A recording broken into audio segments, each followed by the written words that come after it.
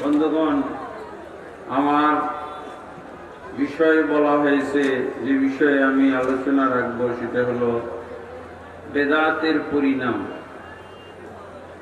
বেদাত সম্পর্কে আলোচনা। এই বেদাত এমন একটা বিষয়, এই বিষয় ছাড়া আল্লাহর ইসলামকে আপনি খুঁজে পাবেন না। আল্লাহর যে ইসলাম আমাদের জন্য নাজিল করেছেন, এই ইসলাম দুনিয়াতে মোটেও টিকতে পারবে না, মোটেও এই ইসলাম দুনিয়াতে থাকতে পারবে না যদি আমরা বেদাতকে না চিনি। বেদাতকে বলা যেতে পারে ইসলামের বিকল্প পথ, ইসলাম বিরোধী। এক একটা জিনিসের এক একটা জিনিস বিরোধী হয় না। যেমন ধরেন, এই আলোর বিপরীত কি? অন্ধকার, তাই না? তারপরে সুগন্ধির বিপরীত হলো দুর্গন্ধ। এইরকম হলো ইসলামের বিপরীত হলো বিদআত, ইসলামের বিপরীত হলো কুফর, ইসলামের বিপরীত হলো শিরক, ইসলামের বিপরীত হলো জাহিলিয়াত। যেটাই বলি সেটাই একই কথা।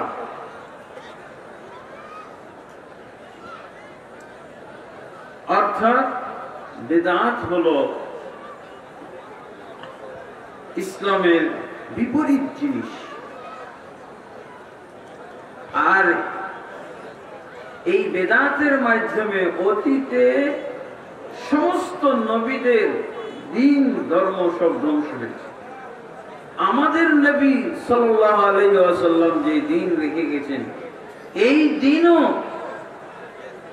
ধ্বংস হয়ে যাবে এই বেদাতের কারণে। বেদাত মানে কি? বেদাত শব্দের তো অনেক সংজ্ঞা আছে, বেদাতের বহু সংজ্ঞা আছে। যারা বেদাত বিশেষজ্ঞ, যারা আকীদা বিশেষজ্ঞ, যারা ইসলামের পণ্ডিত, তারা বিভিন্নভাবে সংজ্ঞা দান করেছে। ওই সংজ্ঞাগুলো দিয়ে আমরা হয়তো সময় কুলাইতে পারবো না। এই জন্য ডাইরেক্ট আল্লাহর সংজ্ঞা আর রাসূলুল্লাহ সাল্লাল্লাহু আলাইহি ওয়াসাল্লামের সংজ্ঞা দিয়েই বেদাত চিহ্নিত করব ইনশাআল্লাহ, তাই না?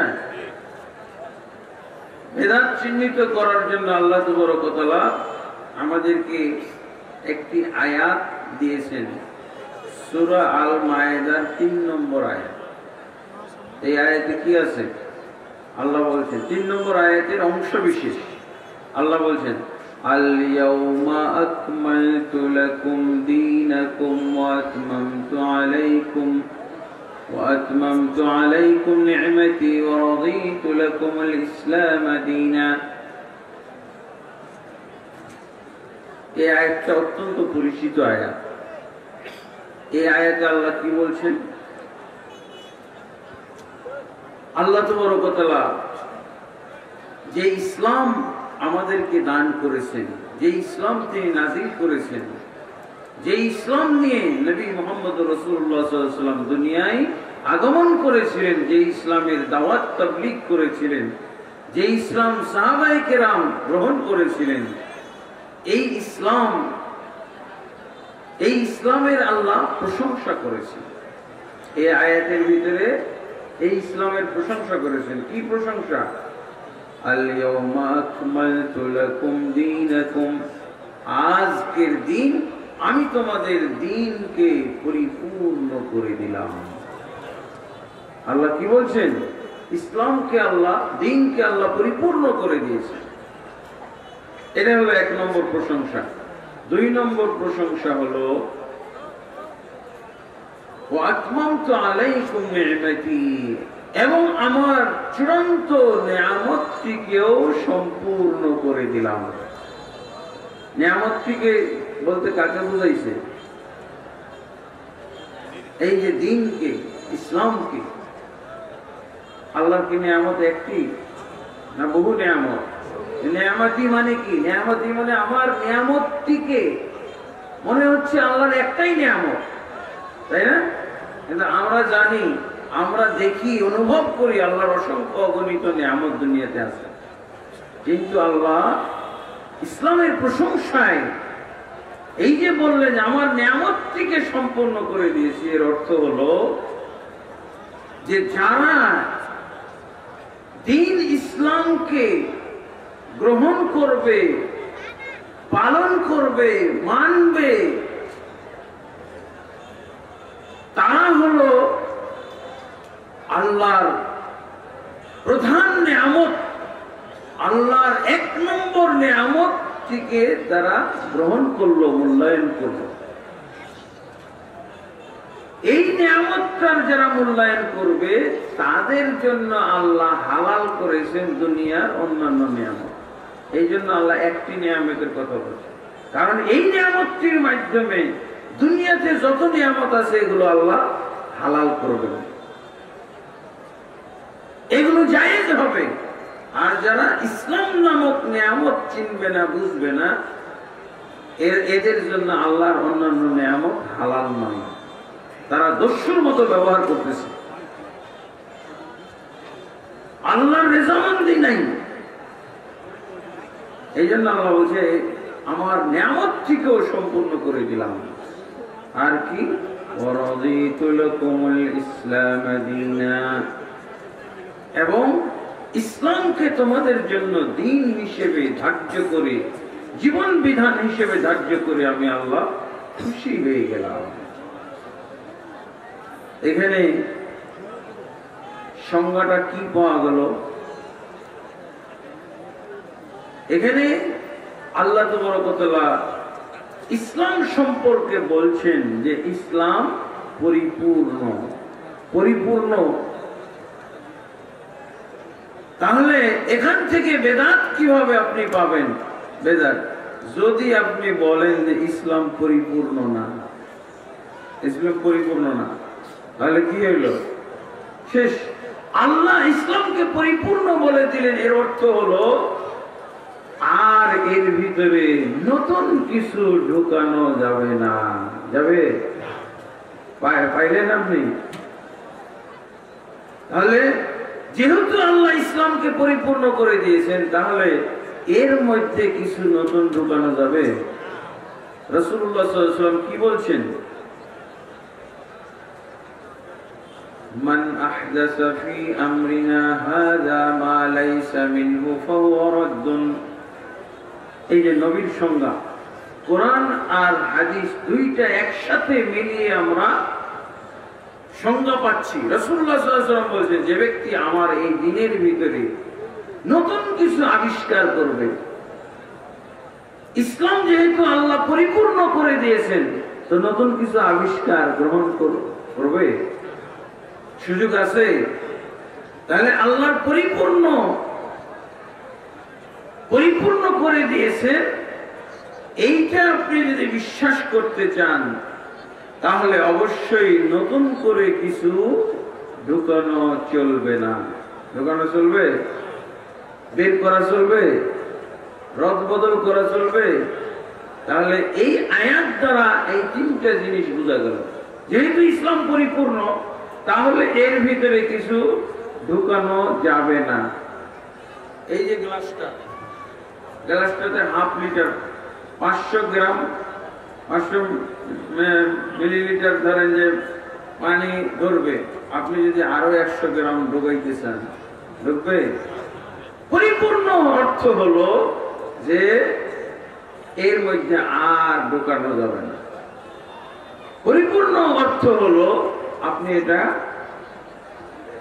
কম দিতে পারবেন না। আপনি যদি বাজারে দেখেন যেটা পণ হয়ে আছে, 1/4 খালি আছে, তো নিবেন? অর্ধেক আছে, নেবেন?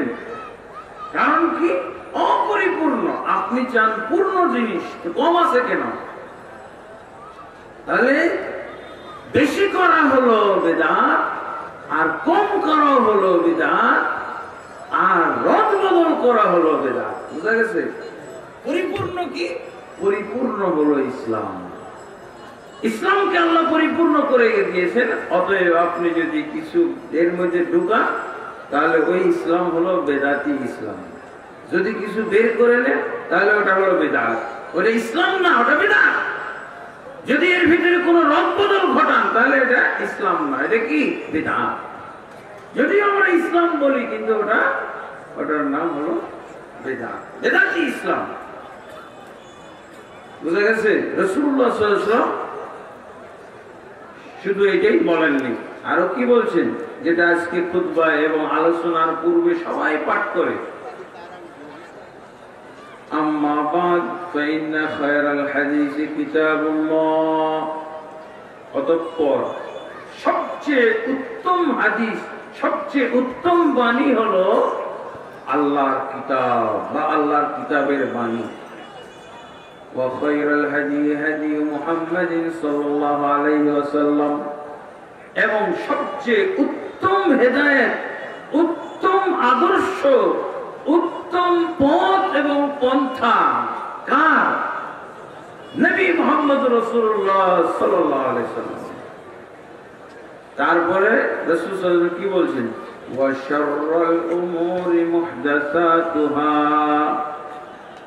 সবচেয়ে নিকৃষ্ট কাজ হলো দ্বীনের ভিতরে নতুন কিছু আবিষ্কার করা, ইসলামের ভিতরে নতুন কিছু আবিষ্কার করা।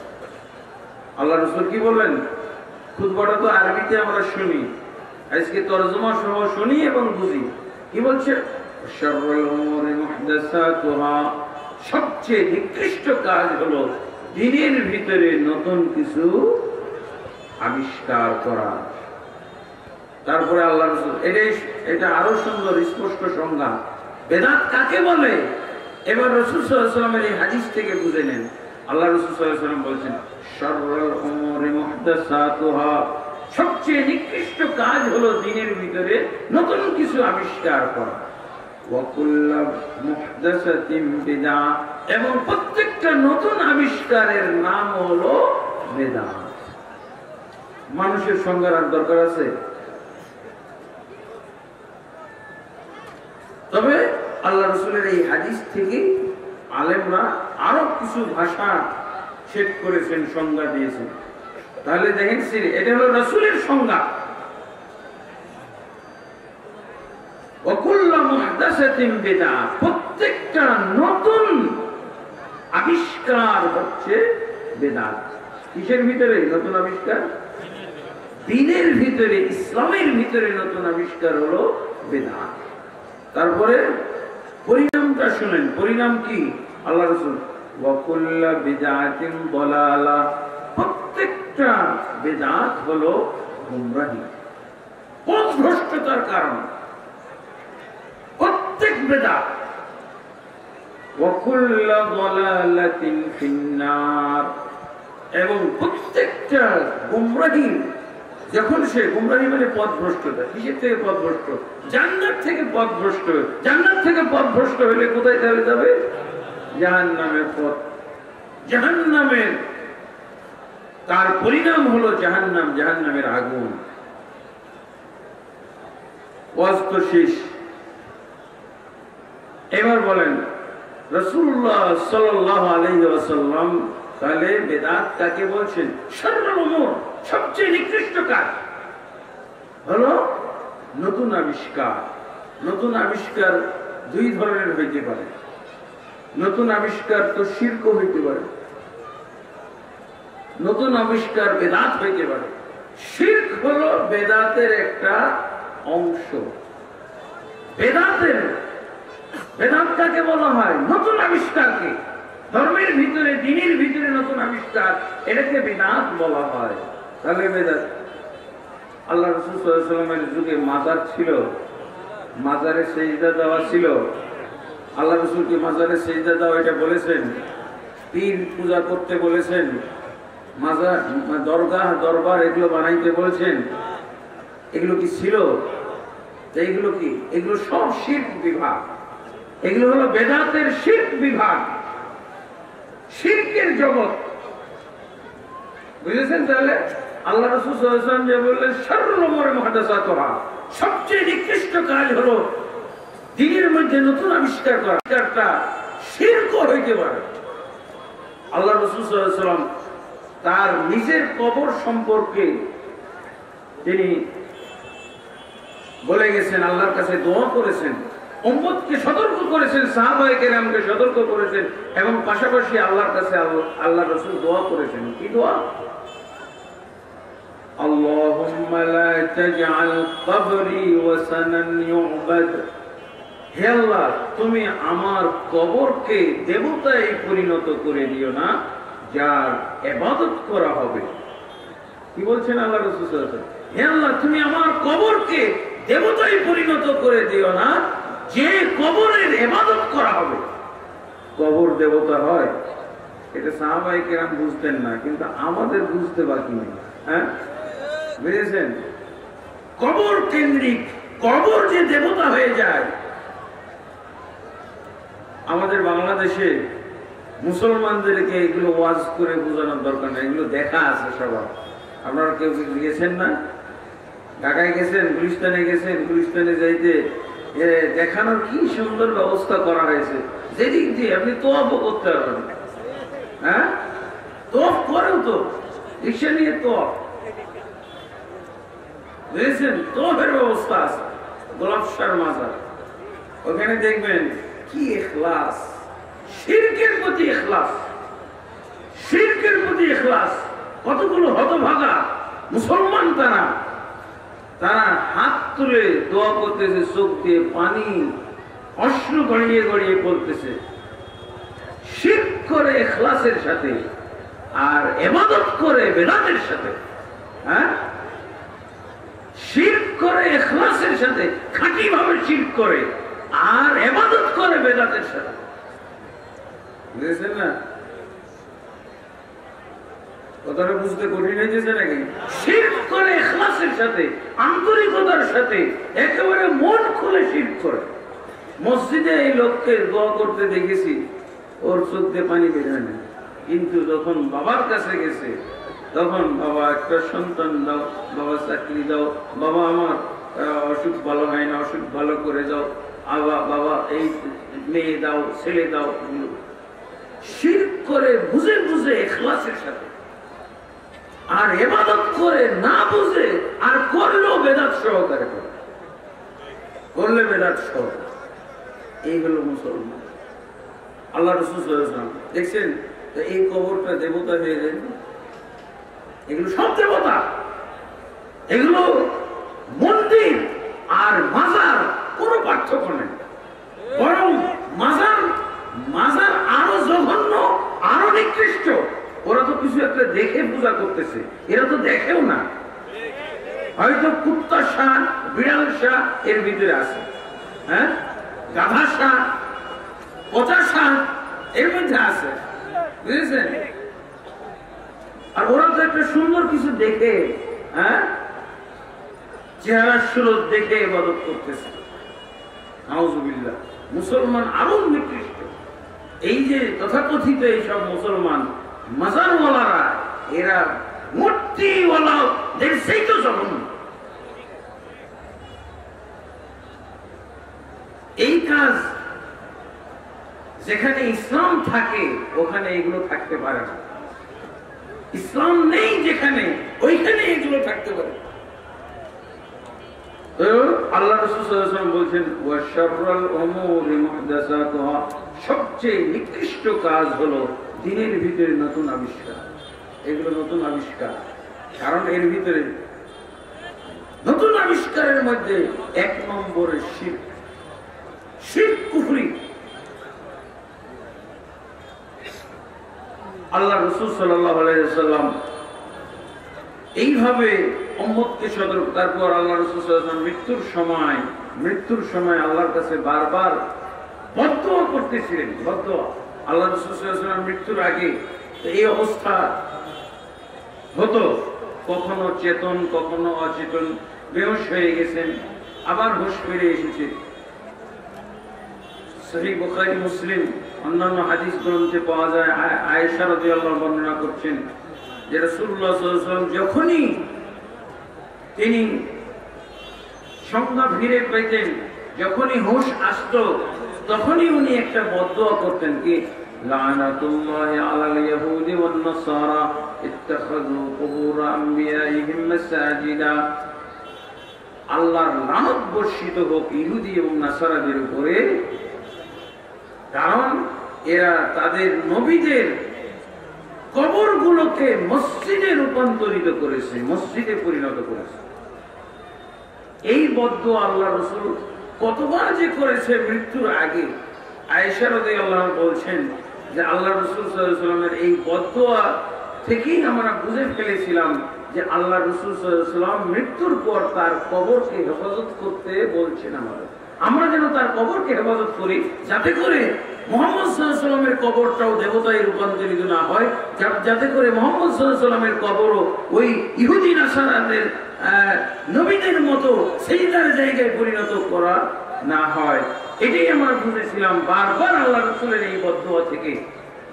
আয়েশা রাদিয়াল্লাহু আনহা বলছেন, লাউলা যালিকা লা উবরিজা কবরুহু, যদি আল্লাহ রাসূল সাল্লাল্লাহু আলাইহি ওয়াসাল্লাম বারবার এই বদদোয়া না করতেন, তাহলে আমরা আল্লাহ রাসূলকে কবর দিতাম প্রকাশ্য স্থানে, অর্থাৎ বাকি কবরস্থানেই আমরা কবর দিতাম। কিন্তু এই বদদোয়া শোনার কারণে আমরা আল্লাহ রাসূলের কবর হেফাজত করার জন্য বাড়িতে দিয়েছি, আয়েশা রাদিয়াল্লাহু আনহা ঘরে দিয়েছি, যাতে করে কেউ সিজদা দিতে আসতে না পারে। বাড়ির ভিতরে থাকবে, গেট লাগা থাকবে, দরজা বন্ধ থাকবে, কেউ যেন সিজদা দিতে না পারে, কেউ যেন এখানে এসে গুড়গুড় না করতে পারে, দোয়া না করতে পারে, আল্লাহ রাসূলের কাছে কিছু প্রার্থনা না করতে পারে। আল্লাহর কাছে যেভাবে দোয়া করেন, এইভাবে যখন কোনো কিছুর কাছে, একটা বালুর ঢিবির কাছে দোয়া করেন, তাহলে সেটা দেবতায় পরিণত হয়ে যায়। রাসূলুল্লাহ সাল্লাল্লাহু আলাইহি ওয়াসাল্লাম আদী বিন হাতেমকে বলেছিলেন, যখন উনি খ্রিস্টান ধর্ম থেকে ইসলামে দীক্ষিত হলেন, তখন আল্লাহ রাসূল আদী বিন হাতেমকে কি বলেছিলেন? তার গায়ে, তার গলায় একটা ক্রুশ চিহ্ন ঝুলন্ত দেখেছিলেন, চেন, ওই চেনে ক্রুশ চিহ্ন ঝুলানো ছিল। তা আল্লাহ রাসূল কি বলেছেন? ইয়া আদী ইনজা আনকা হাযাল ওয়াসান, হে আদী, তোমার গলায় যে ঝুলন্ত দেবতাটা দেখা যাচ্ছে, তুমি যে তোমার গলায় দেবতা ঝুলিয়ে রেখেছো, এটা সরিয়ে ফেলো, এটা ছিঁড়ে ফেলো, এটা এখনই তুমি নিক্ষেপ করো। তাহলে মালাটাও দেবতা। মালার ব্যাপারে যদি আকীদা পোষণ করা হয়, যদি মাজারে যদি আকীদা পোষণ করা হয় যে মাজারওয়ালা কিছু দিতে পারে, মাজারওয়ালা কিছু উপকার করতে পারে, কিছু দান করতে পারে, আমাকে দেখছে, সাহায্য করতে পারে, তাহলে ওইটা কি দেবতা বানিয়ে ফেলা হলো। আলহামদুলিল্লাহ, আল্লাহর রাসূল সাল্লাল্লাহু আলাইহি ওয়াসাল্লাম যে দোয়া করেছেন, সেই দোয়াটা দুই ভাবে আল্লাহ কবুল করেছেন। এক তো তার কবরকে হেফাজতের ব্যবস্থা করা হয়েছে, আজও পুলিশ পাহারা দেয়। কি পাহারা দেয়? রাসূলুল্লাহ সাল্লাল্লাহু আলাইহি ওয়াসাল্লামের কবরে শিরকি কোনো কাজ কেউ করতে পারে না। আলহামদুলিল্লাহ, আমারও এক মদিনা ইউনিভার্সিটিতে পড়ার সময় সুযোগ হয়েছিল আল্লাহ রাসূল সাল্লাল্লাহু আলাইহি ওয়াসাল্লামের কবর হেফাজতের ডিউটি করা। তো তখন দেখেছি কত নমুনার যে মানুষ শিরক করতে আসে কবরে। আল্লাহ রাসূলের কবরে তাদের বিভিন্ন নমুনা দেখে বুঝতে পেরেছি, তার মানে এরা আগে থেকে অভ্যস্ত। এরা তো প্রধান মাজার পাইছে, আল্লাহ রাসূলের মাজারকে তারা প্রধান মাজার মনে করে, তাই না? যদি যদুমধু পীর সাহেবদের মাজারেই যদি এত কিছু করা যায়, তাহলে প্রধান মাজার পৃথিবীর মধ্যে, সেই মাজারে কি করা লাগবে? অনেকে অনেক করতে দেখেছি। বাংলাদেশের হাজি, বিভিন্ন আরব দেশের হাজিরা এসেও শিরক করে। একজন এসে আমাদের উপরে খেপে গেল। কেন খেপে গেল?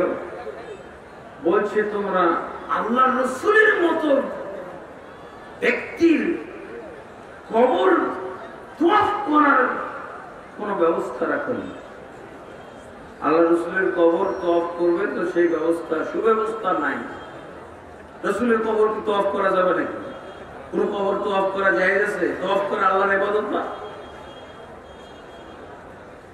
তো অবশ্যই তাদের দেশে কোন পীর মুর্শিদ দরবেশের কবর জিয়ারত কবর তওয়াফ করে অভ্যস্ত।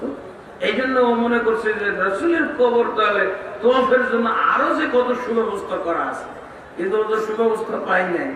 ও যেখান দিয়ে পারছে আর কি তওয়াফ চালাইছে, ব্যবস্থাই নাই। কাবা শরীফে তওয়াফের ব্যবস্থা আছে, আস্তে আস্তে তওয়াফের ব্যবস্থা আরো সুন্দর করা হচ্ছে। ওখানে যেহেতু তওয়াফ করতে হবে, কিন্তু রাসূলের কবর তো তওয়াফের জায়গা না, সব আটকানো। যেখান দিয়ে সে সুযোগ পাইছে ওখান দিয়ে ঘুরে ঘুরে 7 চক্কর পুরা করে এসে আমাদের উপরে খেপে গেছে, যেহেতু ক্লান্ত হয়ে গেছে, খুবই ক্লান্ত হয়ে গেছে। বলছে যে এটা কি তোমরা করেছো? রাসূলের কবরে তওয়াফ করার ব্যবস্থা রাখুন। নাউযুবিল্লাহ। এক হাজী সাহেব, অনেক বৃদ্ধ বাংলাদেশ, তখনই হাতটা এরকম কাঁপতেছে। আল্লাহ রাসূল সাল্লাল্লাহু আলাইহি ওয়াসাল্লামের কবর বাড়িটা পুরোটাই তো লোহার নেট দিয়ে ঘেরা আছে, তো নেট জ্বালাচ্ছিল। নেট স্পর্শ, কবর স্পর্শ করে কি পাওয়া যায়? বরকত। এই শিরকি আকীদা হলো বরকত পাওয়া যায়।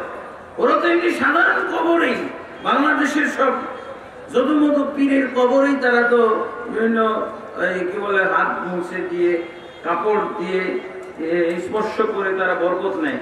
তা আল্লাহ রাসূল সাল্লাল্লাহু আলাইহি ওয়াসাল্লামের কবর স্পর্শ করে বরকত নিতে যাচ্ছে, আমি তো হাতটা ধরে ফিরিয়ে দিলাম। যেহেতু ওর গলায় ঝুলতেছে বাংলাদেশের কার্ড, বাংলাদেশের পতাকা, আমি ওকে বাংলা ভাষায় বললাম যে হাজী সাহেব, এইটা ওই যে হাইকোর্ট মাজার আর শাহজালাল শাহপরান মাজার, এইগুলোতে এখানে চলবে না, এগুলো নিষিদ্ধ, হারাম, শিরক। তো আমার কথার দিকে কান দিচ্ছে না। ও তো চিন্তাই করতেছে না এখান থেকে বাংলা কথা আসতে পারে। হ্যাঁ, আরবদের মতোই ইউনিফর্ম পরা। তখন ও বলতেছে যে, তখন ও কি বলতেছে শোনেন, হায় রে আল্লাহ, এত টাকা খরচ করে আসলাম, সুইটেও দিল না। তার মানে কত হাজি যে হজকে ছুতা বানিয়ে আসলে যায় কবর পূজা করতে, আল্লাহ রাসূলের কবর পূজা করার জন্য যায়, একটু কবর স্পর্শ করবে, একটু ছোঁয়া খাইতে পারবে, আল্লাহ রাসূলের কাছে কিছু চাইবে, প্রার্থনা করবে, এই জন্য যায়। এই সাধারণ পাবলিক এই বলতেছে কি, হায় রে এত টাকা খরচ করে আসলাম, শুইতে দিল না, শুইতে পারল না। তার মানে মনে হচ্ছে তার সব ইনভেস্ট এখন বেকার হয়ে গেল। তার হজে যাওয়া এটা শুধুমাত্র ছুতা, সুযোগ পেল হজের ছুতা দিয়ে ওই দেশে যাওয়ার, নবীর কবর। নাউযুবিল্লাহ। দেখেন কিভাবে মানুষ শিরক করে, এবং রাসূলুল্লাহ সাল্লাল্লাহু আলাইহি ওয়াসাল্লামের কবরকে আল্লাহ কিভাবে হেফাজত করবে, আমার মাধ্যমে হেফাজত করছে, শিরক হইতে দেয় নাই। এই হলো নমুনা। এই জন্য রাসূলুল্লাহ সাল্লাল্লাহু আলাইহি ওয়াসাল্লাম বলছেন, শাররুল উমুরি মুহদাসাতুহা, সবচেয়ে নিকৃষ্ট কাজ হলো নতুন আবিষ্কার করা, ওয়া কুল্লু মুহদাসাতিন বিদআহ, এবং প্রত্যেকটা নতুন আবিষ্কার হলো বিদআহ। সংজ্ঞা হয়েছে? রাসূলের সংজ্ঞাটা আপনি মানবেন তো? তাহলে আর আপনি নতুনত্ব আনবেন না? হ্যাঁ, নতুনত্ব আসে কিভাবে?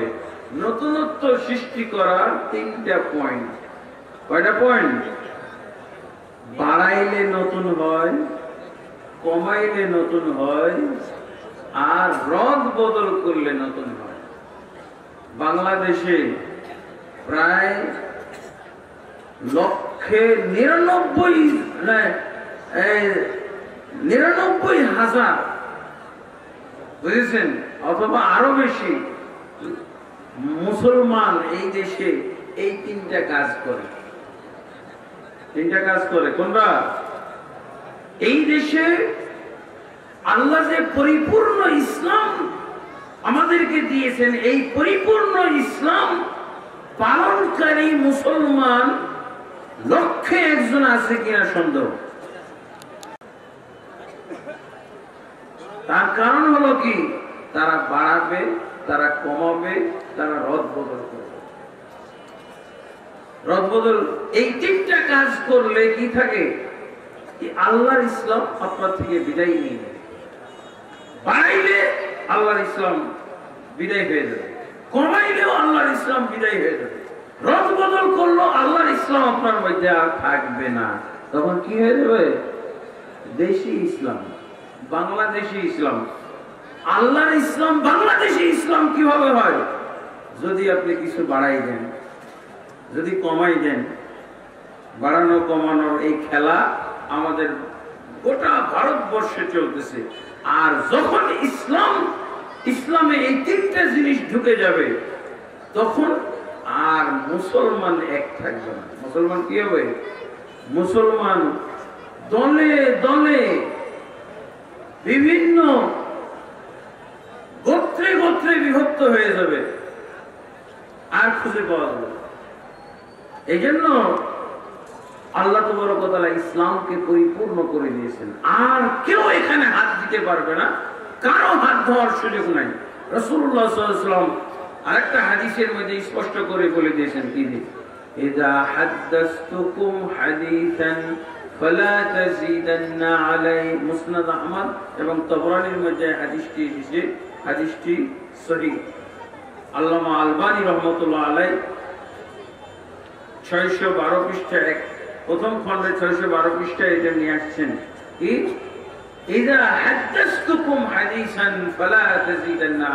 আমি যখন তোমাদের কাছে কোনো হাদিস বলবো, কোনো বাণী তোমাদেরকে আমি পরিবেশন করব, তখন খবরদার এর মধ্যে কোনো বাড়তি করতে পারবে না, বাড়াইতে পারবে না, বৃদ্ধি করতে পারবে না।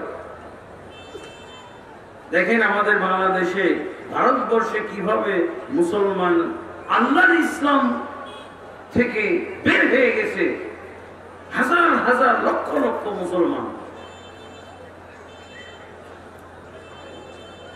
ইসলামকে যদি আমরা ইসলামের মধ্যে কোনো বাড়তি কমতি, আপনারা মনোযোগ সহকারে শোনেন, ইসলাম শব্দের মধ্যে বাড়ানো কমানো যাবে না। এটা হলো শব্দগত দিক থেকে, আবার অর্থগত দিক থেকে। শব্দগত দিক থেকে যদি আপনি বাড়ান, তাহলে ইসলাম আর পাবেন না। কি হবে, আল্লাহর ইসলাম আপনার কাছ থেকে ফসকে যাবে, তখন বেদাতি ইসলাম হয়ে যাবে, ওটা দলীয় ইসলাম হয়ে যাবে। ইসলাম শব্দে বাড়ানো যাবে না, ইসলামের অর্থ বাড়ানো যাবে না। বুঝা গেছে?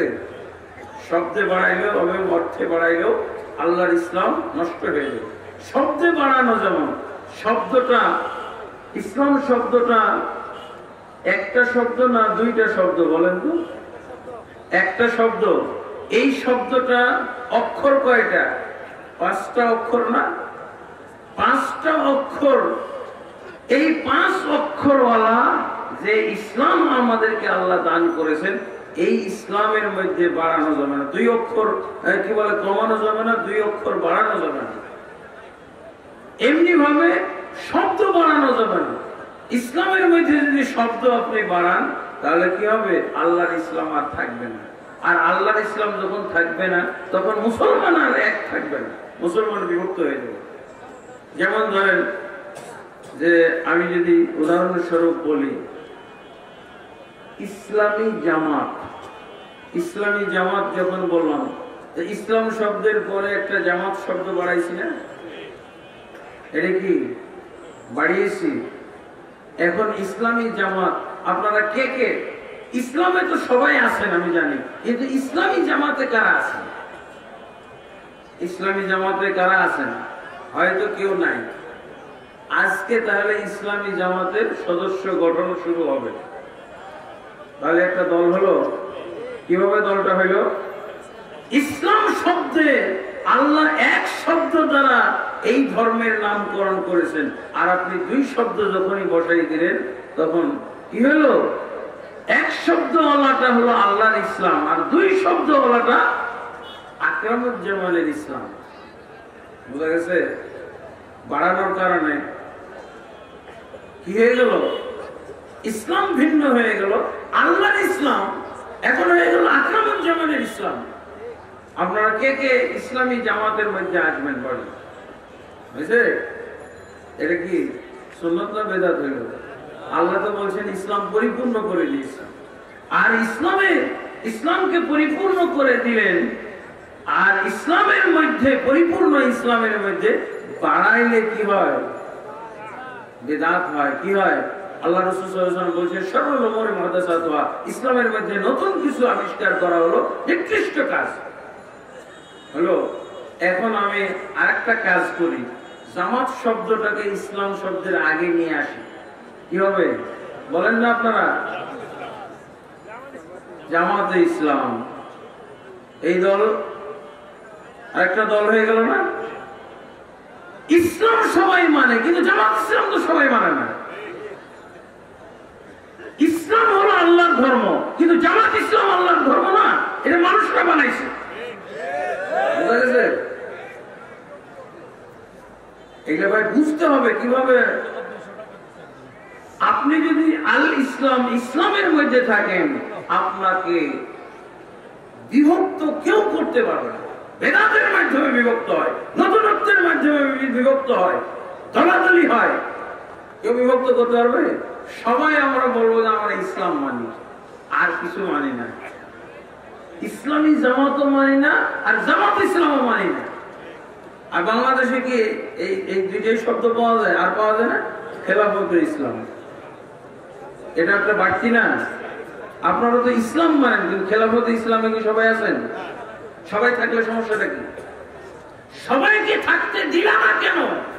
এই বাড়তি শব্দ যোগ করার মাধ্যমে সবাই ইসলাম মানে, কিন্তু কিছু লোক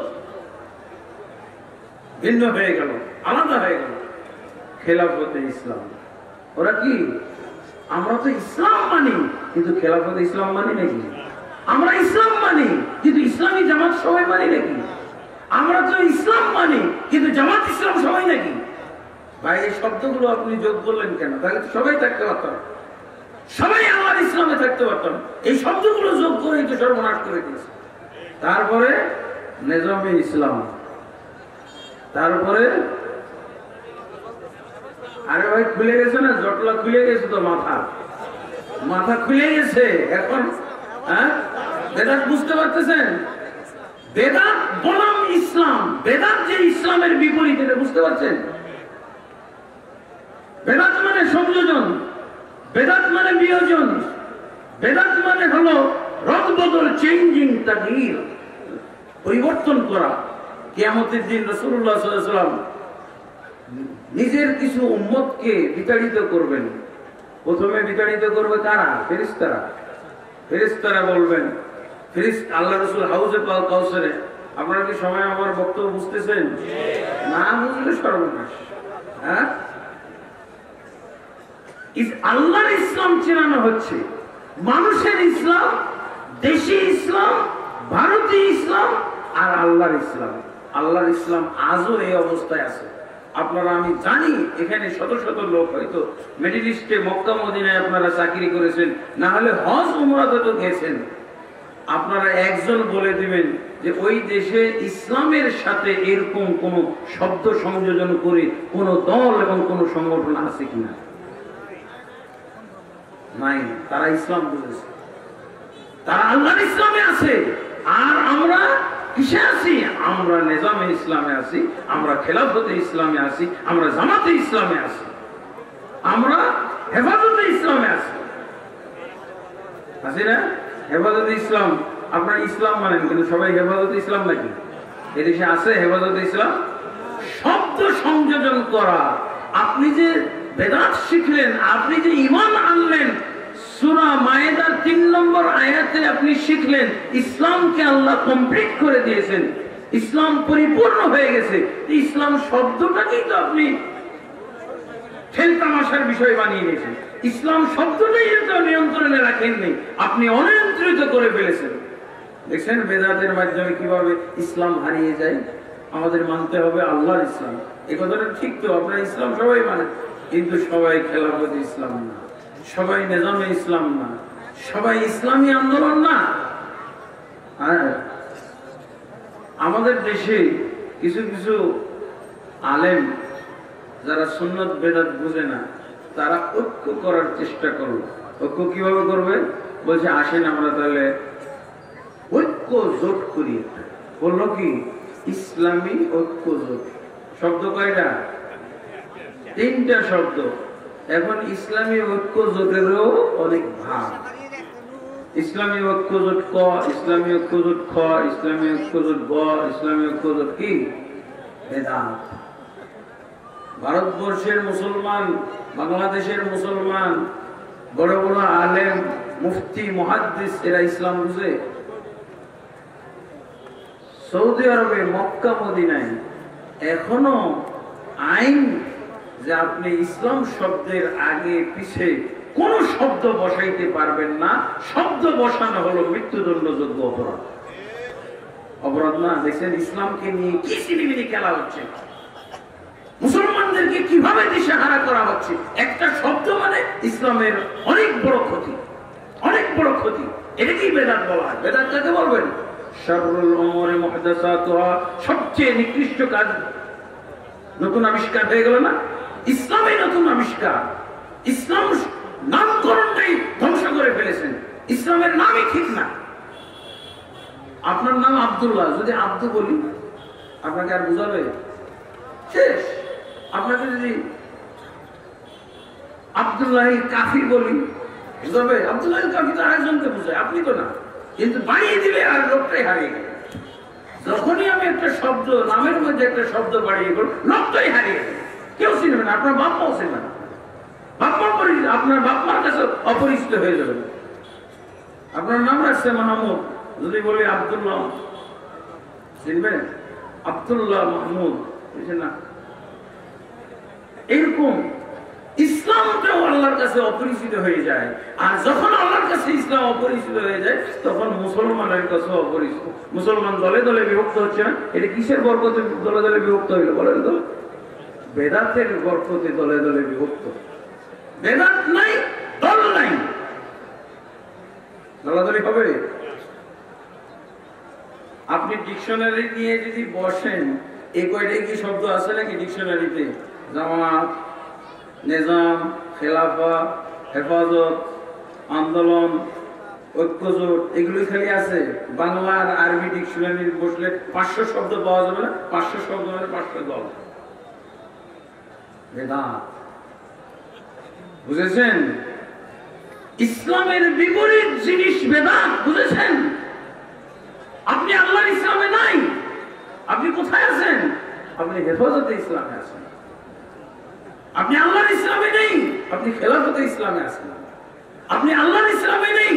আচ্ছা বলেন তো, এই শব্দগুলো যদি সংযোজন কেউ না করত, সবাই আল্লাহর ইসলামে থাকতো না? আল্লাহর ইসলামে থাকার সুযোগটা নষ্ট করে দিয়েছে কারা? যারা বেদাত বুঝে না, তারা না বুঝে আর বুঝে যেভাবে হোক বিভিন্ন স্বার্থে তারা বিভিন্ন শব্দ সংযোজন করেছেন, তারপরে বেদাত হয়ে গেছে। আর বেদাত হয়ে গেলে আল্লাহর ইসলাম হারিয়ে যায়। মানুষের ভিতর থেকে আল্লাহর ইসলাম হারিয়ে যায়। এখন মানুষের ইসলাম, এখন শত্রুতা শুরু হয়। ও আপনি জামাত ইসলাম না? না ভাই, তাহলে আপনার চাকরি নেই। আপনি খেলাফতে ইসলাম না, এই প্রতিষ্ঠান খেলাফতে ইসলামে, আপনার চাকরি নেই। আপনি যতই বলেন ভাই আমি ইসলাম মানি, ইসলাম মানি, না না, খেলাফতে ইসলাম না মানা পর্যন্ত চাকরি হবে। কোনো দরদ নাই, বন্ধুত্ব নাই। আপনি কি হেফাজতে ইসলাম? না, তাহলে হেফাজতে ইসলামের মাদ্রাসায় আপনার চাকরি হবে, হেফাজতে ইসলামের মসজিদে আপনার চাকরি হবে না। এই কাহিনী ঘটিয়ে রেখেছি। ইসলামের 12টা বাজিয়ে ইসলামকে তছনছ করে রেখেছি। আমরা টেরও পাই না ইসলামের এত বড় সর্বনাশ ঘটিয়ে রেখেছি। কি দিয়ে এগুলো হলো? এটা হলো বেদাতের তামাশা। বেদাত মানে তো আপনি বললেন যে সংযোজন, বিকৃতি। সংযোজন করবেন না, বিয়োজন করবেন না। বাড়াইতে পারবেন? বাড়ানো যাবে না, কমানো যাবে না। তাহলে আপনি আল্লাহর ইসলামের মধ্যে থাকবেন। কিয়ামত পর্যন্ত কেউ আপনাকে আল্লাহর ইসলাম থেকে সরাইতে পারবে না। এটা হলো শব্দগত দিক। আবার অর্থগত দিকও আছে। অর্থগত দিক আছে।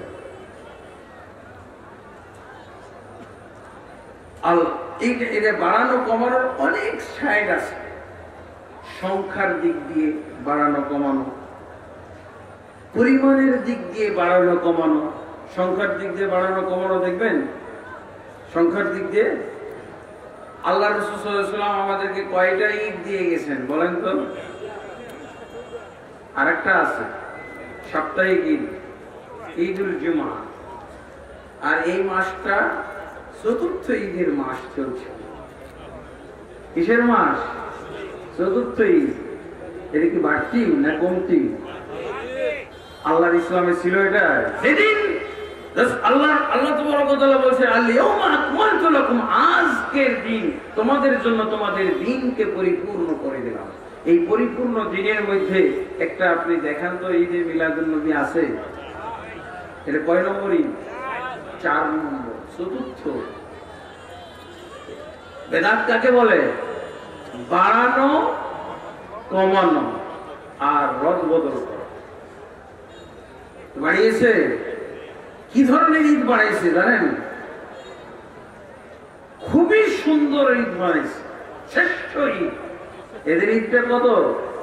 নবী বলছে সকল ঈদের সেরা ঈদ নবীজির জন্ম। বুঝেছেন? ওরা কি কোন ঈদ পালন করে? শ্রেষ্ঠ ঈদ পালন করে কারা? এই দেশের লক্ষ লক্ষ বেদাতীরা। বেদাত ধরা পড়তেছে আপনাদেরকে। কিভাবে বেদাত ধরা পড়লো? যে আল্লাহ রাসূল সাল্লাল্লাহু আলাইহি ওয়াসাল্লাম 4 নম্বর ঈদ আমাদেরকে দিয়ে যাননি। হ্যাঁ, জাহেলি যুগের 2টা ঈদ ক্যান্সেল করে গেছেন। ওই ক্যান্সেল যদি আমরা ঈদ ধরি, 3টা ঈদ ছাড়া যদি আর কোন ঈদ আমরা গ্রহণ করি, তাহলে ওই 2টা ঈদ আমরা ফিরিয়ে আনতে পারি। যেই 2টা ঈদ আল্লাহ রাসূল ক্যান্সেল করেছিলেন। আল্লাহ রাসূল ক্যান্সেল করেছিলেন না 2টা ঈদ জাহেলি যুগে। ওই 2টা ঈদ তো সাহাবায়ে কেরাম কিছুদিন পালনও করছিলেন। আর এই ঈদ তো ইদানিংয়ের আবিষ্কার, 604 হিজরিতে আবিষ্কার। কোন সাহাবী দেখে নাই, কোন তাবেঈ দেখে নাই, কোন তাবেঈ দেখে নাই, কোন ইমাম, কোন মুজতাহিদ দেখে নাই। এটা এত নতুন ঈদ। আর এই নতুন ঈদটাকে বলছে সকল ঈদের সেরা ঈদ নবীজির জন্ম ঈদ। শুনছেন আপনারা? এটার মাধ্যমে কি হলো? সকল ঈদের সেরা ঈদ নবীজির জন্ম ঈদ যদি হয়, তাহলে সকল ঈদগুলো কোন ঈদের চাইতে সেরা হলো? ঈদুল ফিতরের চেয়ে সেরা ঈদ, ঈদুল আজহার চেয়ে সেরা ঈদ, ঈদুল জুমার চেয়ে সেরা ঈদ। বলছে না? এই কথার অর্থটা কি? যদি সেরা ঈদ হয়ে থাকে এদের, তাহলে মুহাম্মদ সাল্লাল্লাহু আলাইহি ওয়াসাল্লাম যা দিয়ে গেলেন ওটা কি? ওটাকে ডাউন দিয়ে দেওয়া হলো না? যারা রাসূল সাল্লাল্লাহু আলাইহি ওয়াসাল্লামকে ডাউন দিয়ে দেয় এভাবে, তারা কি আর মুসলমান থাকে? বেদাতের মাধ্যমে মুসলমান মুরতাদ হয়ে যায়, কাফের হয়ে যায়, ইসলাম ভঙ্গের কারণ। এটা একটা ইসলাম ভঙ্গের কারণ। আল্লাহ বলছেন না, যে ব্যক্তি ইসলাম ছাড়া অন্য কোন দিন তালাশ করবে, কোশ্চিনকালে গ্রহণযোগ্য হবে না। আর সেটা হবে আর কিয়ামতের দিন এই মতবাদ গ্রহণকারী ব্যক্তি হবে ক্ষতিগ্রস্তদের অন্তর্ভুক্ত। বুঝে গেছেন? তাহলে অর্থগত দিক দিয়ে যদি আমি বাড়াই, অর্থগত দিক আল্লাহ তাবারক ওয়া তাআলা আল্লাহ রাসূল সাল্লাল্লাহু আলাইহি ওয়াসাল্লামের মাধ্যমে আমাদেরকে পরিপূর্ণ ইসলাম দিয়ে গেছেন কিনা? পরিপূর্ণ ইসলাম দিয়ে গেছেন। পরিপূর্ণ ইসলামের ফিগারটা কি?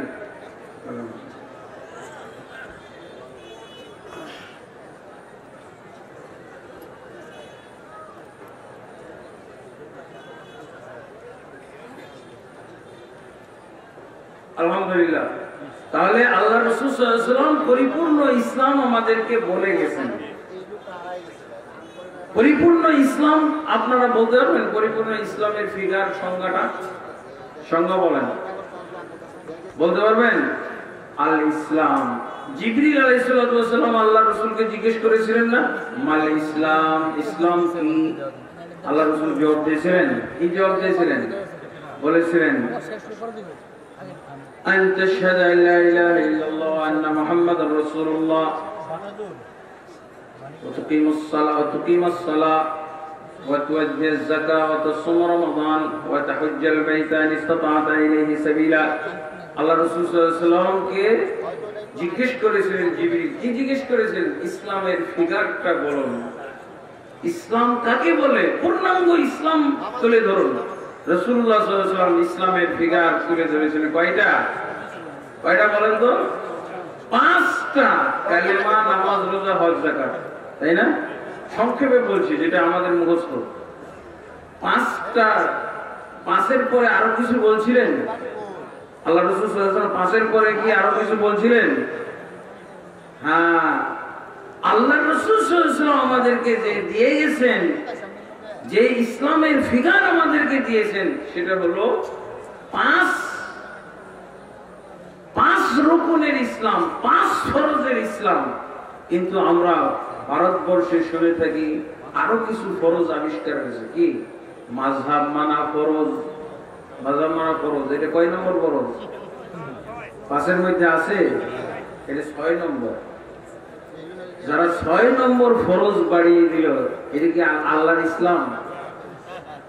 ইসলাম হলো নবীর ইসলাম হলো কোরআনের ইসলাম হলো হাদিসের ইসলাম হলো পাঁচ ফরজের ইসলাম আর যে আরেক ফরজের কথা বলা হচ্ছে এটা কি সুন্নাত না বিদআত ইসলামের মধ্যে যেমন ভাবে শব্দগত দিক থেকে কিছু বাড়াইলে বিদআত হয়ে যায় অর্থগত এই ফিগারের মধ্যে যদি পাঁচের অধিক কিছু যোগ করা হয় তাহলে এটা কি বিদআতি ইসলাম আমরা কয় ফরজের ইসলাম মানবো পাঁচ ফরজের ইসলাম ওরা কয় ফরজের ইসলাম মানে 6 ফরজের ইসলাম মানে আচ্ছা ওরা যে ফরজটা আবিষ্কার করেছে ওরা কিন্তু আল্লাহর ফরজগুলোর চাইতে পাওয়ারফুল হুজুররা তো ইচ্ছা মতো বানাইছে পাওয়ার সংযোজন করে দিয়েছে আপনি জিজ্ঞেস করেন বড় হুজুরকে যে হুজুর নামাজ পড়ে না এই লোক রোজা রাখে না হজ করে না এর ইসলাম আছে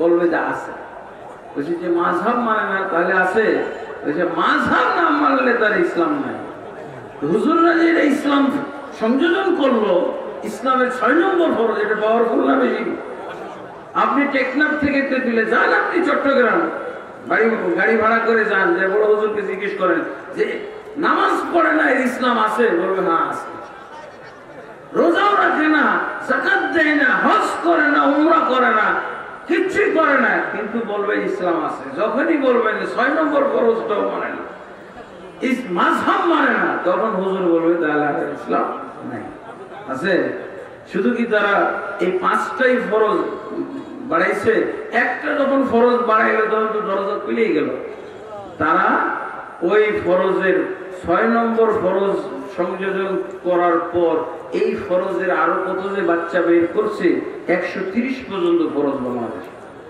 কত নম্বর ফরজ 130 পর্যন্ত ফরজ আর আল্লাহর ইসলাম কয় ফরজের 5 ফরজের ইসলাম জিবরিলের দৃষ্টিতে কয় ফরজ রাসূলের দৃষ্টিতে কয় ফরজ সাহাবায়ে কেরামের দৃষ্টিতে কয় ফরজের ইসলাম 5 ফরজের ইসলাম আর আমাদের দেশে বড় বড় হুজুরদের ফরজ 6 ফরজের ইসলাম আবার 6 নম্বর ফরজের পাওয়ারটা আরো বেশি নামাজ পড়লো নামাজ ছাড়লো আপনার ইসলাম থাকে কিন্তু যখনই মাযহাব ছেড়ে দিবেন তখন আর আপনার ইসলাম থাকবে না আবার এর বাচ্চাও বের হয়েছে এই ফরজের বাচ্চা 130 ফরজ বের হয়েছে বুঝা গেছে কিভাবে আমরা বলছিলাম যে বেদাত হলো ইসলামের বিপরীত বিকল্প পথ শুধু তাই না এরা আবার 7 নম্বর ফরজ বাড়াইছে 7 নম্বর ফরজ কি জানেন আপনি যদি বলেন যে ভাই আমি মাযহাব মানি তারপর আরেকটা প্রশ্ন করবেন তরিকা মানেন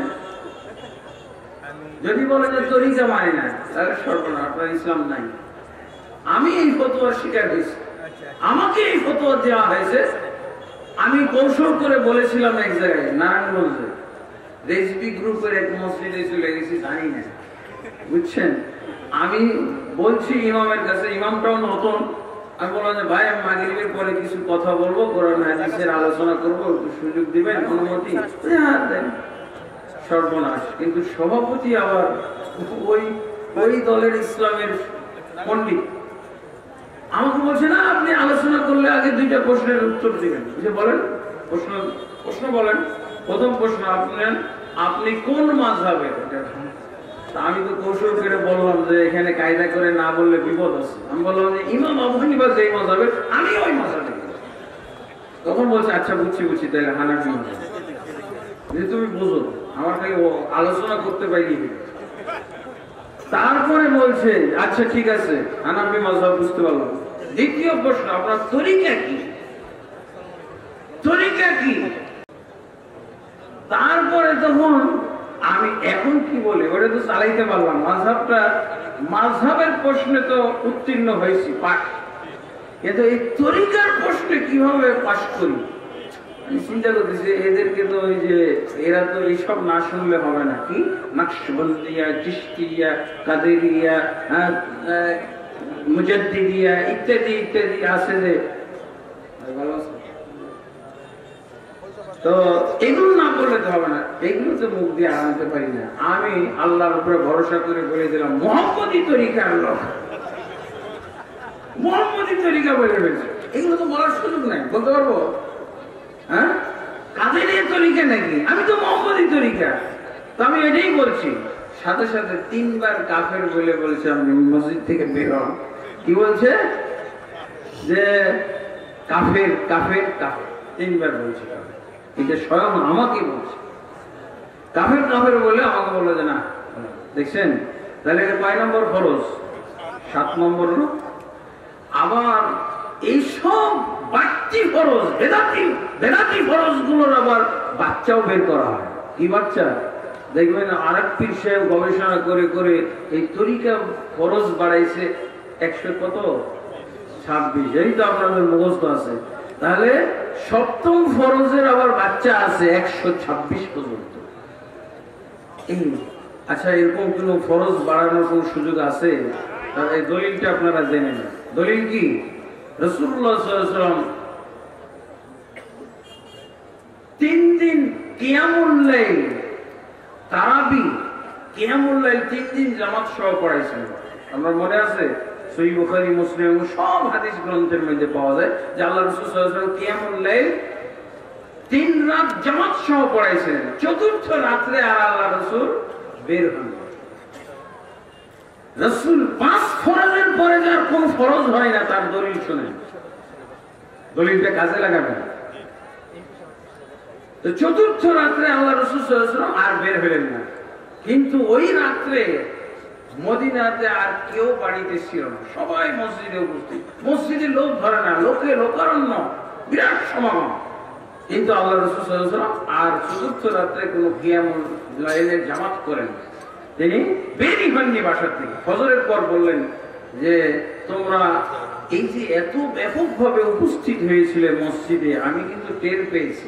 টের পেয়েও আমি বের হয় নাই কেন জানো? আমার ভয় হয়ে গেল, আশঙ্কা হলো যে একটা নফল সালাত তোমরা যে উৎসাহ উদ্দীপনা সহকারে পড়া শুরু করেছো, আমার আশঙ্কা হলো যে আল্লাহ এটা ফরজ করে দিতে পারেন। এই জন্য আমি আর ঘর থেকে বের হয় নাই। রাসূল না থাকলে কার উপরে ফরজ হবে? আল্লাহ রাসূল তাহলে এই যে 6ষ্ঠ নম্বর ফরজের আশঙ্কা দেখা গেছিল, 6 নম্বর ফরজ জিবরিল আলাইহিস সালামের মাধ্যমে তো 5 ফরজ হয়েছে না? জিবরিল আলাইহিস সালাম 5 ফরজের ইসলামকে অ্যাটেস্টেড করে গেছেন না? কি বলেছিলেন? অ্যাটেস্টেডের ভাষাটা সাদাক্তা, মুহাম্মদ আপনি সঠিক বলেছেন, সত্য কথা। অ্যাটেস্টেড করা 5 ফরজের ইসলাম, এটা অ্যাটেস্টেড করা জিবরিল অ্যাটেস্টেড করে গেছেন। 6 ফরজের ইসলাম আল্লাহ জিবরিল অ্যাটেস্টেড করেননি। কি বলছেন? সাদাক্তা, মানে এই পর্যন্ত ইসলাম। আমরা ইসলামকে পরিপূর্ণ করে দিয়েছেন আল্লাহ। এই হলো পরিপূর্ণ ইসলামের চিত্র। দেখেছেন কয় ফরজের মাধ্যমে পরিপূর্ণ হয়েছে? 5 ফরজের মাধ্যমে। আর আল্লাহ রাসূল সাল্লাল্লাহু আলাইহি ওয়াসাল্লাম তিনি জীবিত না থাকলে, উপস্থিত না থাকলে কোনো ফরজ হয় না। আল্লাহ রাসূল এটা প্রমাণ দিয়েছেন যে 6ষ্ঠ ফরজ হওয়ার আশঙ্কা আমি করেছিলাম, এই কিয়ামুল লাইল জামাত সহকারে ফরজ হয়ে যাওয়ার আশঙ্কা করেছিলাম, এই ফরজটাকে আমি রদ করে দিয়েছি অনুপস্থিত থাকার মাধ্যমে। আল্লাহু আকবার। রাসূল রুমে দরজা বন্ধ করে থেকে গেলেন, রুমের মধ্যে গোপন থেকে গেলেন। এতে কি হলো? আল্লাহ রাসূলের চেষ্টা 6ষ্ঠ ফরজ রোধ করবে। ষষ্ঠ ফরজ রোধ করে দিলেন না? তাহলে কি বোঝা গেল যে রাসূলের পরে আর কোনো ফরজ হইতে পারে? দলিল পাইলেন। যারা মাযহাব নামক এই ফরজ সংযোজন করেছে ইসলামে, তারা অনেক সময় লামাযহাবী বলে গালি দেয়, জানেন? আর কি বলে, যারা মাযহাব মানে না ওরা নাকি জারদ সন্তান। আমরা ওদেরকে জারদ সন্তান বলবো না। আল্লাহ রাসূল সাল্লাল্লাহু আলাইহি ওয়াসাল্লামের মৃত্যুর পর কোন ফরজ যদি হয়ে থাকে ওটা জারদ ফরজ। বুঝা গেছে? জারদ যারা মানে তাদেরকে আমরা জারদ বলছি না, ওরা বলে আমাদেরকে যারা মাযহাব মানে তারা জারদ। আমরা বলি যে রাসূলের মৃত্যুর পর কোন ফরজ যদি দুনিয়াতে আসে ওটা জারদ ফরজ। রাসূলুল্লাহ সাল্লাল্লাহু আলাইহি ওয়াসাল্লাম অনুপস্থিতির মাধ্যমে ফরজ রোধ করেছেন। সেদিন কি করেছিলেন? চতুর্থ রাত্রে আল্লাহ রাসূল সাল্লাল্লাহু আলাইহি ওয়াসাল্লাম উপস্থিত না হওয়ার মাধ্যমে কি করেছিলেন? ফরজ রোধ করেছিলেন। সম্ভাবনাময় একটা ফরজ, আশঙ্কাজনক একটা ফরজকে আল্লাহ রাসূল সাল্লাল্লাহু আলাইহি ওয়াসাল্লাম রোধ করে দিয়েছেন। আজও আপনি যদি বলেন যে ফরজ হইতেই আছে, হ্যাঁ, নাউযুবিল্লাহ। যদি একজনের স্বামী মারা যায় তারপরে যদি বাচ্চা হইতেই থাকে, সর্বনাশ না? কি বলবেন এইসব বাচ্চাগুলোকে? হ্যাঁ, ফরজও জারজ হইতে পারে। কিভাবে? রাসূলের মৃত্যুর পর। এজন্য তো ওমর ইবনে খাত্তাব রাদিয়াল্লাহু আনহু কি চালু করে দিলেন না? কিয়ামুল লাইলের জামাত চালু করে দিলেন। কেন চালু করে দিলেন? যে রাসূল মারা গেছে, আর ফরজ হবে না। ফরজ হওয়ার আশঙ্কা নাই। বন্ধুগণ, বুঝতে পেরেছেন? বেদাত। এবার শুধু বেদাত, বেদাতের কুফল একটা তো আপনারা শুরুর দিকেই শুনছেন, কুল্লু দালালাতিন শাররুল উমুরি মুহদাসাতুহা ওয়া কুল্লু মুহদাসাতিন বিদআহ কুল্লু বিদআতিন দালালা ওয়া কুল্লু দালালাতিন ফিন্নার। শুনছেন? এটা শুনছেন না? তারপরে উসুল, বেদাত চিনার, বেদাত বুঝার একটা উসুল আছে। হাদিসের মধ্যে আল্লাহ রাসূল সাল্লাল্লাহু আলাইহি ওয়াসাল্লাম একটা মূলনীতি দিয়ে গেছেন। মূলনীতিটা আমি খুব সংক্ষেপে বলছি। আল্লাহ রাসূল সাল্লাল্লাহু আলাইহি ওয়াসাল্লাম বলছেন, মান রাগিবা আন সুন্নতি ফালাইসা মিন্নি। যে ব্যক্তি আমার সুন্নত বহির্ভূত, সুন্নত বিমুখ চলবে, সুন্নত বিমুখ ইবাদত করবে, সুন্নাহ বহির্ভূত, তরিকা বহির্ভূত, আদর্শ বহির্ভূত ইবাদত আমল করবে, সে আমার উম্মতের অন্তর্ভুক্ত নয়। রাসূলের উম্মতের অন্তর্ভুক্ত নয়, তো কার উম্মতের অন্তর্ভুক্ত বলেন?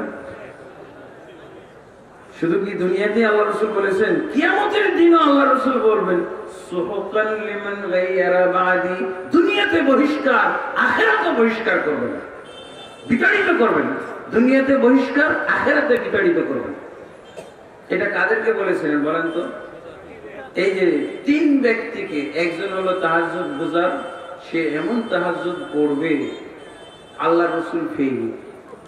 আল্লাহ রাসূল কি ফেল? সে বলছে যে আমি এমন তাহাজ্জুদ পড়বো রাত্রে এক সেকেন্ড ঘুমাবো না। দ্বিতীয় ব্যক্তি বলছে আমি জীবনে যতদিন বেঁচে থাকবো সিয়াম পালন করব, কখনো আমি বাদ দিব না। তার মানে 12 মাস সিয়াম। তৃতীয় ব্যক্তি কি বলেছিল? আমি হাদিসটা বলছি না, সময় নেই, এই জন্য হাদিসটা যেহেতু শোনা আছে, খালি এই হাদিসটা আপনাদের কাছে তুলে ধরে এর পরিণামটা একটু ব্যাখ্যা করব। বলেন। তারপর তৃতীয় ব্যক্তি বলেছিল আম্মা আনা ফাআতাজিলুন নিসা ওয়া লা তাযাওয়াজু বিহিন্না। আমি জীবনে যতদিন বেঁচে থাকবো মহিলাদের সাথে বিবাহ বন্ধনে আবদ্ধ হব না। তাতে কি হবে? মহব্বত তাহলে স্ত্রীর কাছে বন্টন হবে না, সন্তান সন্ততি হবে তাদের মাঝে বন্টন হবে না। আল্লাহর এই মহব্বতটা আল্লাহকেই করব, এই সম্পর্ক আল্লাহর সাথেই থাকবে। ভালো কথা না? আল্লাহ রাসূল সাল্লাল্লাহু আলাইহি ওয়াসাল্লাম কেন বললেন? এত ভালো ভালো কাজ করতে চাইলো, ভালো কাজ করতে চাইনি? আপনারা তো বলবেন, অনেকেই বলবে যে জিনার চাইতে তো ভালো করছে সারা রাত। অনেকে বলে না এই শবে বরাতের রাত্রে সারা রাত জেগে জেগে ইবাদত করলো, এটা ভালো না? যদি সিনেমা হলে কাটাইতো, যদি কোনো বেশ্যার কাছে থাকতো, তার চেয়ে ভালো হলো না? দেখেন আল্লাহ রাসূল সাল্লাল্লাহু আলাইহি ওয়াসাল্লাম কি বলছেন, এই তাহাজ্জুদ গুজার লোকটাকে, এই সারা জীবন রোজা রাখবে এই লোকটাকে আল্লাহর সাথে সম্পর্ক সে রাখবে, বিবাহ বন্ধনে আবদ্ধ হবে না। এত সে আল্লাহ পাগল, এত সে আখিরাতমুখী। তিনজনকে আল্লাহ রাসূল কি বললেন? ফামান রাগিবা আন সুন্নতি ফালাইসা মিন্নি। কেন? আল্লাহ রাসূলের আদর্শ হলো আমি রাত্রে সালাত পড়ি, ঘুমাই, আমি সিয়াম রাখি, সিয়াম ভেঙেও থাকি, আমি মহিলাদের সাথে বিবাহ বন্ধনে আবদ্ধ হয়েছি। এই হলো রাসূল সাল্লাল্লাহু আলাইহি সাল্লাম। আর এরা বলছে যে আমি রাসূল আমি সারা রাত তাহাজ্জুদ পড়ব, জীবনে যতদিন বেঁচে আছি কখনো ঘুমাবো না। আচ্ছা বলেন তো, কার ইবাদত বেশি, রাসূলের না এই লোকটার? তাহাজ্জুদ কার বেশি? আচ্ছা, বেদাতের মাধ্যমে রাসূলকে বিপদে ফেলা হয় এবং আল্লাহকেও বেকায়দায় ফেলা হয়। নাউজুবিল্লাহ। বলেন তো, যে রাসূল সাল্লাল্লাহু আলাইহি ওয়াসাল্লামকে যে আল্লাহ জান্নাত দান করবেন, এটা সবচেয়ে শ্রেষ্ঠ জান্নাত হবে না? কারণ উনি ছিলেন শ্রেষ্ঠ ব্যক্তি, আউয়ালিন আখিরিনের মধ্যে শ্রেষ্ঠ ব্যক্তি, নবীদের সর্দার, তার জান্নাতটা শ্রেষ্ঠ হবে না?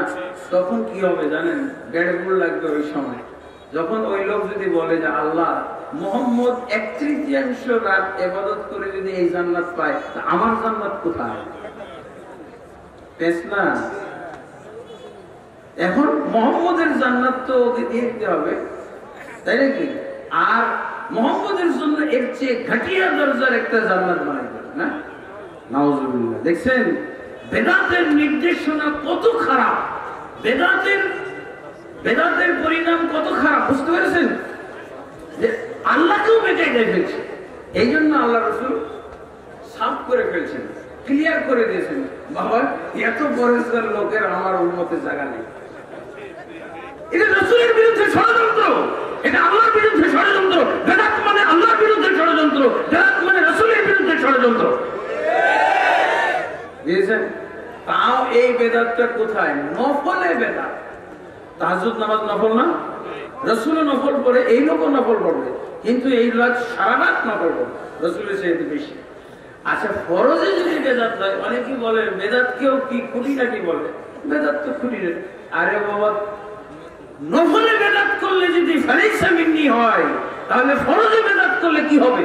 যারা ফরজ বাড়াই দিছে, 6 নম্বর ফরজ, 7 নম্বর ফরজ, 8 নম্বর ফরজ, এদের তো হাদিসই নাই। ফালাইসা মিন্নি আছে? হ্যাঁ, ফালাইসা মিন্নি এদের ক্ষেত্রে তো বলে নাই, তার ক্ষেত্রে বলেছিলেন যারা নফলে বেদাত করেছিল, যারা ফরজে বেদাত করলো, তাদের ব্যাপারে কি হইতে পারে আল্লাহ ভালো জানে।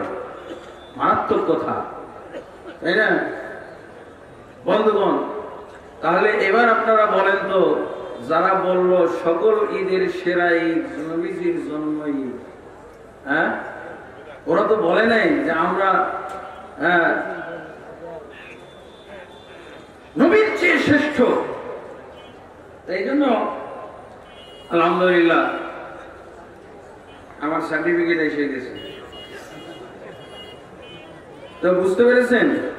তাই নফলে যদি বেদাত করে, তার যদি পরিণাম এরকম হয়, ফালাইসা মিন্নি, আমার উম্মতের অন্তর্ভুক্ত নয়, তো কার উম্মতের অন্তর্ভুক্ত থাকবে ভাই? আপনি যা ইচ্ছা বললেন, হাদিস ওয়ালা হারাজ। ইবলিসের উম্মতে থাকতে পারে, শয়তানের উম্মতের মধ্যে থাকতে পারে। রাসূলের কি উম্মতে নেওয়ার উপায় আছে? রাসূল নিজের জান্নাত হারাবে? রাসূল কি আল্লাহকে বেকায়দায় ফেলতে চায় নাকি? নাউজুবিল্লাহ। এগুলো হলো আল্লাহর উপরে মাতব্বরি, রাসূলের উপরে মাতব্বরি, ইসলামের বিরুদ্ধে ষড়যন্ত্র, ঠান্ডা ষড়যন্ত্র। ঠান্ডা ষড়যন্ত্র বুঝেই না এরা। আল্লাহ রাসূল ঠিকই বুঝেছেন এই ইবাদতগুলোর কি যে অপপ্রভাব, এর যে কি ক্ষতি। আল্লাহ রাসূল এক কথায় বলে শেষ করেছেন, ভাই বাবা এত বেশি ইবাদত যারা করে, রাসূলকে ওভারটেক করলে রাসূলের মধ্যে থাকবে কি করে? রাসূলকে ওভারটেক করে রাসূলের মধ্যে থাকার উপায় আছে? আল্লাহ রাসূল সাল্লাল্লাহু আলাইহি ওয়াসাল্লাম দুনিয়াতে এইভাবে বলে গেছেন। আর আখিরাতে কি বলবেন? আখিরাতে ফিরিস যখন হাউজে কাউসারে পানি পান করাবেন রাসূলুল্লাহ সাল্লাল্লাহু আলাইহি ওয়াসাল্লাম, তখন একটা গ্রুপ আসবে পানি পান করার জন্য। রাসূলও চিনে ফেলবেন। কিভাবে চিনবেন? মুসল্লিরা, এদের ওযুর জায়গাগুলো, অঙ্গ প্রত্যঙ্গগুলো জ্বলজ্বল করে জ্বলতেছে। আল্লাহ রাসূল দুনিয়াতে বলে গেছেন যে আমি এই নিদর্শন দেখে আমার উম্মত চিনবো। আল্লাহ রাসূল চিনছেন। তারপরে ফেরেশতারা তাদেরকে তাড়াই নিয়ে যাচ্ছে। আল্লাহ রাসূল বললেন, আসহাবি আসহাবি, এরা আমার উম্মতভুক্ত ব্যক্তি, এদেরকে আসতে দাও, আমি হাউজে কাউসারের পানি পান করাবো। ফেরেশতারা রিপোর্ট দিবে, ইয়া মুহাম্মদ ইন্নাকা লা তাদরি মা হাদাসু বা'দাক, হে মুহাম্মদ আপনি জানেন না আপনার মৃত্যুর পর এরা কি নতুন নতুন আবিষ্কার করেছিল। দেখেন, নফলে নতুন আবিষ্কার করলে কি তার পরিণাম সেটা জানতে পারলাম, ফরজেরটা জানতে পারিনি। ফরজেরটা আখিরাতে খবর হবে। ফরজের বেদাত, ফরজের ক্ষেত্রে বেদাত যারা করে, বেদাত করি না আমরা। যাকাতুল ফিতর কিভাবে দেন?